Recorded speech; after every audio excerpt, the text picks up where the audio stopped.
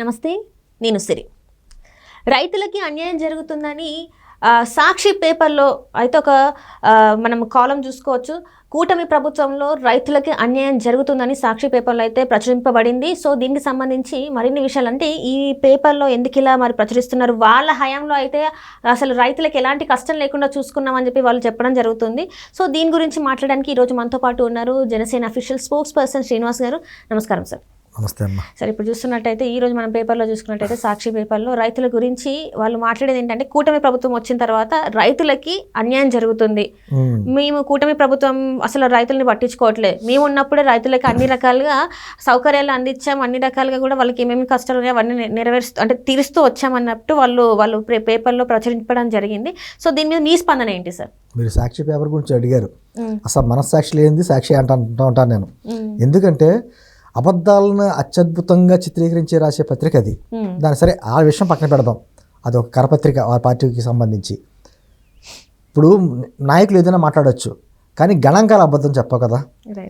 గత 5 సంవత్సరాల్లో కేంద్ర ప్రభుత్వం ఇచ్చిన నివేదిక ప్రకారం రైతుల ఆత్మహత్యల్లో ఆంధ్రప్రదేశ్ 3వ స్థానంలో ఉంది. సరే, కౌలు రైతుల ఆత్మహత్యలు అయితే దేశంలోనే 2వ స్థానంలో ఉంది. మరి వీళ్ళకి రైతులకి మేము న్యాయం చేసామని చెప్పి ఎలా చెప్పగలుగుతున్నారు? రైతులకి మాది రైతు ప్రభుత్వం అని వాళ్ళ పేపర్లో చూసారా, పక్కన రాజశేఖర రెడ్డి గారి ఫోటో ఒకటి తలపాగా ఎలా చుట్టుకున్నట్టు రైతు బిడ్డగా ఉంటుంది. కానీ రైతులకి ఎంత అన్యాయం చేయాలో అంత అన్యాయం చేసింది వైఎస్ఆర్ కాంగ్రెస్ పార్టీ ప్రభుత్వం. మీకు ఉదాహరణ రైతు భరోసా. మేము అధికారంలోకి వచ్చిన వెంటనే 12,500 ఇస్తామని చెప్పి అన్నారు. ఏం చేశారు? వచ్చిన తర్వాత కేంద్ర ప్రభుత్వం ఇచ్చేటువంటి 6,000 కలిపి వీళ్ళు ఇస్తానన్న 12,500 కలిపితే 18,500 అవుతుంది. కానీ వాళ్ళు 6,000 ఇస్తుంటే వీళ్ళు 7,500 కలిపి 13,500 ఇచ్చారు. అంటే మళ్ళీ రైతుకు మళ్ళీ 5,000 తక్కువ చేశారు. అయినా కూడా మేమే రైతులకి ఏదో న్యాయం చేసేసామని చెప్పి అంటారు. తర్వాత సిఎంఆర్ అంటారు. అంటే పంట రైతుకు చేతికి వచ్చేటప్పటికి ముందే దానికి రేటు నిర్ణయించేస్తాం, రైతు మాకు ధాన్యం అమ్ముకునే వెంటనే 24 గంటల్లో అకౌంట్లో డబ్బులు వేస్తామని చెప్పి మాట్లాడారు. 2 నెలలైనా సరే అకౌంట్లో డబ్బులు పడేవి కాదు.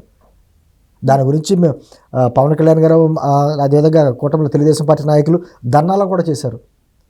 రైతులకు అన్యాయం జరుగుతుంది, అసలు ఈ మద్దతు ధర లేదు, తీసుకున్న ధాన్యానికి డబ్బులు వేయట్లేదు అకౌంట్లో అని చెప్పేసరి. ఇన్ని రకాలుగా చేయాలి, అన్ని రకాలు చేయాలి.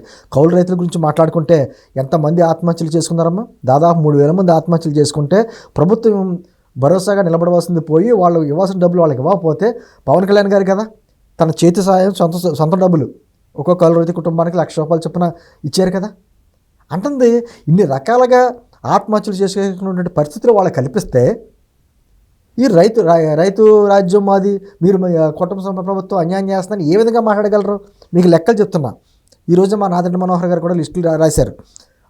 అంటే ధాన్యం సేకరించారు కదా, 9.1 మెట్రిక్ టన్నులు. ఇదే సమయానికి గత ప్రభుత్వంలో జగన్మోహన్ రెడ్డి సేకరించింది ఎంత తెలుసండి? వాళ్ళ ప్రభుత్వం 4.43 మెట్రిక్ టన్నులు సేకరిస్తే కూటమి ప్రభుత్వం 9.14 మెట్రిక్ టన్నులు సేకరించింది. మీరు అడగండి ఏ రైతునైనా, రైతుల దగ్గర తీసుకున్న వెంటనే 24 గంటల్లో అకౌంట్లో డబ్బులు వేసాను.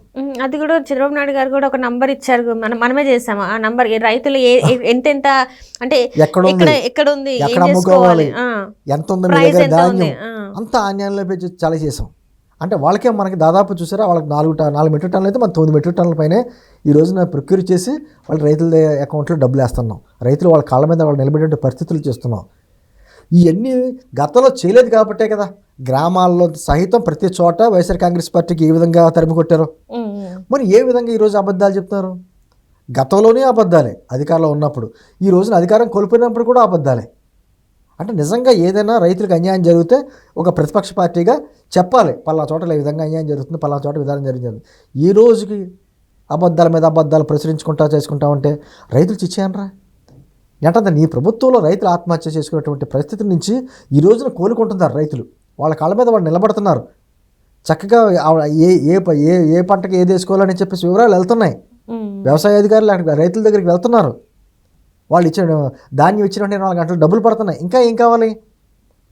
నేను అంటుంది ఎప్పటికైనా వైఎస్ఆర్ కాంగ్రెస్ పార్టీ నాయకులని, ఎవరికైనా హక్కు ఉందో కానీ రైతుల గురించి, రైతుల బాగోగుల గురించి అస్సలు మాట్లాడే హక్కు ఎవరికైనా లేదంటే వైఎస్ఆర్ కాంగ్రెస్ పార్టీ నాయకులకే. కానీ ఫస్ట్ నుంచి చూస్తే అప్పుడు రాజశేఖర రెడ్డి గారి నుంచి అప్పటి నుంచి చూస్తుంటే రైతు నేను రైతు ఫ్యామిలీకి చెందిన వాడిని, నేను రైతు బిడ్డనే, రైతుల కోసం ఈ పాదయాత్ర అన్నట్టు కూడా మనం అలా చూసాము. కాదు, అలా కదమ్మా. కాకి చొక్కా వేసుకున్న అందరూ పోలీసులు అవుతారా? మున్సిపాలిటీ వాళ్ళు కాకి చొక్కా వేసుకుంటారు, ఆర్టీసీ డ్రైవర్లు వాళ్ళు కాకి డ్రెస్ వేసుకుంటారు. కాకి డ్రెస్ వేసుకున్న వాళ్ళ పోలీసు కాదు. అలాగే తలపాగా చుట్టిన ప్రతి కూడా రైతు కాదు. అంతే, రాజశేఖర రెడ్డి గారి ఫోటో ఒకటి తలపాగా చుట్టుంటే పెడితే అది రైతు కుటుంబమా? సివిల్ సప్లైస్ కార్పొరేషన్ ఒక మినిస్టర్, తణుకు ఎమ్మెల్యే, అప్పట్లో తణుకు ఎమ్మెల్యే, తర్వాత మినిస్టర్ కూడా చేశాడు కార్బన్ నాగేశ్వరరావు. ఒక రైతు మాకు ధాన్యం డబ్బులు పడతలేదు, ధాన్యం తీసుకుని అని చెప్పి మాట్లాడితే ఎంత చులకనగా మాట్లాడాడు. ఒక పదం కూడా ఉపయోగించాడు, పెద్ద ట్రోల్ అయింది అప్పట్లో. ఇరుపప్ప అన్నాడు రైతుని. దాని గురించి ఎన్ని రకాలుగా ట్రోల్ అయినా అన్ని రకాల ట్రోల్. అంటే రైతులు అంత తక్కువగా చూసి మాట్లాడతాడా అని చెప్పేసి అని. అంటే రైతులు అంత తక్కువగా చేసి మాట్లాడి మాది రైతు ప్రభుత్వాన్ని ఎలా చెప్పగలరు వాళ్ళు? అంటే నేను అంటుంది ఈ విధమైనటువంటి విధ్వంసం సృష్టించారు వాళ్ళు చేసి. ఈరోజు మంచి జరుగుతుంటే చూడలేకపోతున్నారు. ఈరోజు చెప్పి లెక్కలతో సహా చెప్పాను. ఇదే సమయానికి 4 మెట్రిక్ టన్నులు వాళ్ళు సేకరిస్తే 21 రోజులు 22 రోజులు ఒక్కొక్కసారి 2 నెలలు కూడా వాళ్ళకి డబ్బులు అయిపోతాయి రైతులకి. ఈ రోజున అదే సమయానికి 9 మెట్రిక్ టన్నుల పైన ఈ ప్రభుత్వం తీసుకుని వాళ్ళకి 24 గంటల్లో డబ్బులు వేస్తుంది. రైతులు చెప్తారు కదా మాకు అకౌంట్లో డబ్బులు పడ్డాయా లేవో, ఎవరు వాస్తవాలు ఎవరు చెప్తారు? రైతులు చెప్తారు. అయినా కూడా కేవలం అబద్ధాలను ప్రచురించాలి, దాన్ని పబ్లిష్లు చేయాలి, ప్రజల్లోకి ఒక విధమైనటువంటి విషబీజాలు నాటాలనే ఉద్దేశంతో ఆ పత్రికలు రాస్తూ ఉంటుంది. కానీ వాస్తవాలు ప్రజలకు తెలుసు, ముఖ్యంగా రైతులకు తెలుసు. ఖచ్చితంగా ఇటువంటి అబద్ధాలు రాసుకుంటే వెళ్ళారనుకోండి, భవిష్యత్తులో ఈ 11 సీట్లు కూడా రామాట, మొత్తం భూస్థాపితం చేస్తారు రైతులే. అంటే ఇప్పటి వరకు మనం చూసుకున్నట్టయితే ఈ సాక్షి పేపర్లు ఇదే కాదు, చాలా వరకు ప్రచురిస్తున్నారు. ఎట్లా అంటే కూటమి ప్రభుత్వం వచ్చిన తర్వాతనే వీళ్ళకి ఇట్లా వాళ్ళకి అట్లా అంటే అట్లా అయినప్పుడు ఎందుకు వాళ్ళంతా ధీమాగా సాక్షి పేపర్ గురించి తక్కువగా మాట్లాడదాం అనుకుంటాను. కానీ నేను గత 5 సంవత్సరాలు ఏం చేశారు? దేశంలో తలసరి ఆదాయం కంటే మా రాష్ట్ర తలసరి ఆదాయం పెరిగిపోయింది అంటారు. దేశంలో ఎక్కడో రాలేదు, మా రాష్ట్రాలకు భారీ పరిశ్రమలు వచ్చేసినాయి అంటారు.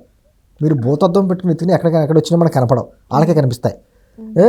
దూసుకుపోతుంది రాష్ట్రం ఆర్థికంగా అంటాడు. ఎక్కడ దూసుకుపోతుందో తెలియదు. దేశమే కాదు ప్రపంచం అంతా కూడా జగన్మోహన్ రెడ్డి గారు తీసుకుంటున్నటువంటి నిర్ణయాలను చూస్తున్నాయి అనేసి అంటాడు. వాలంటీర్ వ్యవస్థ ప్రపంచంలో ఎక్కడా లేదు, మేము పెట్టాం అద్భుతంగాని చాలా రాష్ట్రాలు మాయాంక చూస్తున్నాయి అంటారు. అంటే గత 5 సంవత్సరాల్లో ఆహా ఓహో డప్పు కొడతాం అని ఇప్పుడు చూస్తుంటే సన్మానం చేయమని అడుగుతున్నారు కదా. అదే ఇప్పుడేమో అన్ని అబద్ధాలు అసత్యాలు. శాల్వాలు కప్పి నాకు సన్మానం చెయ్యాలి అని చెప్పేసి అంటే నిజంగా ఆయన అంత అభివృద్ధి చేసేసి ఉంటే, అంత ఉపాధి అవకాశాలు కల్పించేసి ఉంటే, అన్ని రకాలంగా రాష్ట్రాన్ని దేశంలో మిగతా రాష్ట్రాల కంటే ముందంజలో తీసుకెళ్ళిపోయి ఉంటే ఎందుకు 151లోంచి మధ్యలోంచి 5 ఎత్తుకుపోయారు? ప్రజలు 11 ఉంచారు. నిజంగా మంచి చేస్తే ప్రజలు ఎప్పుడైనా వెనక్కి పెడతారా? వదిలేరు కదా, పట్టుకునే ఉంటారు. అదే ప్రభుత్వం కావాలని కోరుకుంటారు. వాళ్ళ హయాంలో ఈ రంగం ఆ రంగం అని తెలియకుండా అన్ని రంగాలను నాశనం చేశారు కాబట్టే వాళ్ళు అక్కడికి పరిమితం చేశారు. కనీసం ప్రతిపక్ష హోదా కూడా ఇవ్వకుండా పరిమితం చేశారు. కానీ సిగ్గు లేకుండా మాట్లాడుకుంటారు. ఇంకా ఎక్కడైనా ఓడిపోయిన తర్వాత ఏమైనా ఆత్మపరిశీలన చేసుకోవాలి. ఎందుకు ఓడిపోయాం, మనం మంచి చేసినా కూడా ఎందుకు ప్రజలు మనకి ఇవ్వలేదు అనేది ఆలోచించుకోవాలి. అది మానేశారు. ప్రజలు ఏదో తప్పు చేశారు అన్నట్టుగా మాట్లాడుతున్నారు వాళ్ళు. ఇప్పటికి కూడా వాళ్ళలో ఈ మార్పు రాలంటే 6 నెలలు, ఇప్పుడు ఓడిపోయి 6 నెలలు అయింది, ఏమీ రాదు. వాళ్ళన్నీ కూడా గత హయాంలో అన్ని రైతులు బాగున్నారు. అయితే కులాల వారీగా అయితే విపరీతం.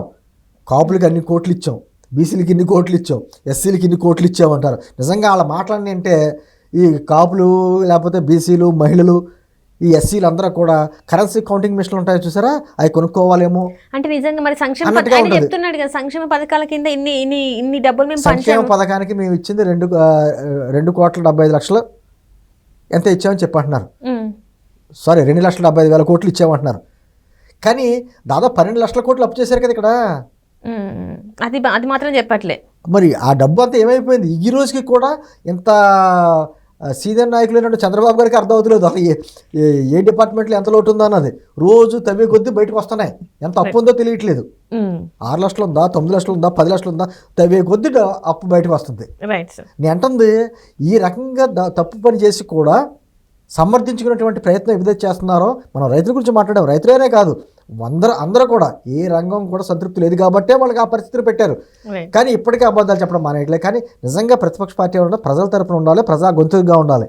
అది మానేసి ఇదే అబద్ధాలు ప్రచారం చేస్తే రాజకీయంగా పూర్తిగా వీళ్ళకిగా సమాధి చేసుకున్నట్టు. Right thank you so much.